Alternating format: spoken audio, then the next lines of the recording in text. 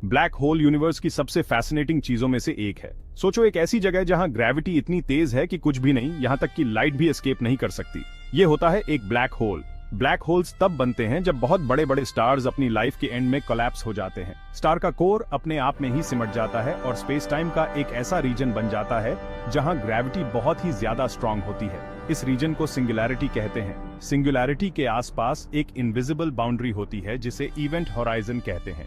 जो भी चीज इवेंट होराइजन को पार करती है वो हमेशा के लिए ब्लैक होल में फंस जाती है। ब्लैक होल का आइडिया सबसे पहले 18वीं शताब्दी में आया था, लेकिन इसे 20th सेंचुरी तक सीरियसली नहीं लिया गया। एल्बर्ट आइंस्टाइन की थ्योरी ऑफ जनरल रिलेटिविटी ने यह समझने का फ्रेमवर्क दिया कि ब्लैक होल कैसे बन सकते हैं। 1916 में कार्ल श्वार्ज़शिल्ड ने आइंस्टाइन के इक्वेशंस का पहला सॉल्यूशन खोजा जिसने ब्लैक होल को डिस्क्राइब किया था। हालांकि वैज्ञानिकों को उनके काम के इम्प्लीकेशंस को पूरी तरह से समझने में कई दशक लग गए। ब्लैक होल के लिए पहला ऑब्जर्वेशनल एविडेंस 1960 के दशक में क्वाज़ार्स की खोज के साथ आया। क्वाज़ार्स बहुत ही ब्राइट और डिस्टेंट ऑब्जेक्ट्स हैं जो गैलेक्सीज के सेंटर्स में सुपरमैसिव ब्लैक होल्स द्वारा संचालित होते हैं। ब्लैक होल पूरे यूनिवर्स में पाए जाते हैं। एस्ट्रोनॉमर्स का मानना है कि ज्यादातर गैलेक्सीज के सेंटर में एक सुपरमैसिव ब्लैक होल होता है, अगर सभी में नहीं तो। इन ब्लैक होल का मास हमारे सूरज के मास से लाखों या अरबों गुना ज्यादा हो सकता है। छोटे ब्लैक होल, जिन्हें स्टेलर मास ब्लैक होल्स कहा जाता है, बड़े स्टार्स के कोलैप्स होने पर बनते हैं। ये ब्लैक होल आमतौर पर हमारे सूरज से कुछ गुना ज्यादा मैसिव होते हैं।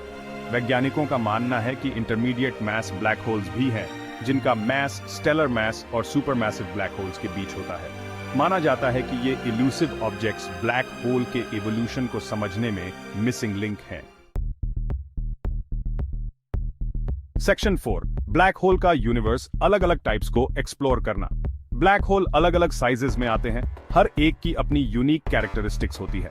स्टेलर मास ब्लैक होल्स, जो मैसिव स्टार्स की डेथ से बनते हैं, सबसे कॉमन टाइप हैं। ये ब्लैक होल रिलेटिवली स्मॉल होते हैं, जिनका मास हमारे सूरज से कुछ गुना ज्यादा होता है। दूसरी ओर सुपरमैसिव ब्लैक होल्स असली गैलेक्टिक जायंट्स होते हैं। ये बेहेमथ्स हमारी मिल्की वे सहित गैलेक्सीज के सेंटर्स में रहते हैं। इनका मास सूरज से लाखों या अरबों गुना ज्यादा हो सकता है और उनका ग्रेविटेशनल पुल बहुत दूर तक स्टार्स और गैस की गति को प्रभावित करता है। Intermediate mass black holes in दोनों एक्सट्रीम्स के बीच में आते हैं। जबकि उनके एग्जिस्टेंस के एविडेंस बढ़ रहे हैं, वे अभी भी सबसे इल्यूसिव टाइप के ब्लैक होल बने हुए हैं। उन्हें ढूंढना और उनका अध्ययन करना ब्लैक होल के एवोल्यूशन और गैलेक्सी फॉर्मेशन में उनकी रोल को समझने के लिए बहुत जरूरी है। सेक्शन 5, ब्लैक होल के बारे में मजेदार फैक्ट्स। तैयार हो जाइए हैरान होने के लिए। ब्लैक होल अविश्वसनीय रूप से डेंस होते हैं। अगर आप अर्थ को निचोड़कर एक मार्बल के साइज का बना दें तो यह एक ब्लैक होल बन जाएगा। ब्लैक होल के पास टाइम स्लो हो जाता है। टाइम डिलेशन के रूप में जाना जाने वाला यह इफेक्ट आइंस्टाइन के थ्योरी ऑफ जनरल रिलेटिविटी द्वारा प्रिडिक्टेड है। अगर आप ब्लैक होल में गिरती हुई घड़ी को देख सकें तो आप देखेंगे कि इवेंट होराइजन के पास पहुंचते ही यह धीमी और धीमी होती जाती है। Black hole cosmic vacuum cleaners नहीं हैं। वे अपने आसपास की हर चीज को अंदर नहीं खींचते हैं। ऑब्जेक्ट्स ब्लैक होल की परिक्रमा उसी तरह कर सकते हैं जैसे वे एक स्टार की परिक्रमा करते हैं। यदि आप एक ब्लैक होल में गिर गए तो आप स्पैगेटी की तरह खींच जाएंगे। स्पैगेटिफिकेशन के रूप में जानी जाने वाली यह घटना इवेंट होराइजन के पास एक्सट्रीम टाइडल फोर्सेस के कारण होती है। सेक्शन 6, ब्लैक होल एक्सप्लोरेशन का फ्यूचर। रहस्यों का एक यूनिवर्स इंतजार कर रहा है। ब्लैक होल हमें फैसिनेट करते रहते हैं और यूनिवर्स के बारे में हमारी समझ को चैलेंज करते रहते हैं। एस्ट्रोनॉमर्स लगातार नई नई खोजें कर रहे हैं जो इन रहस्यमय ऑब्जेक्ट्स के बारे में और भी बहुत कुछ बता रही हैं। टेलीस्कोप्स के एक global network event horizon telescope ने हाल ही में एक ब्लैक होल के शैडो की पहली इमेज कैप्चर की है।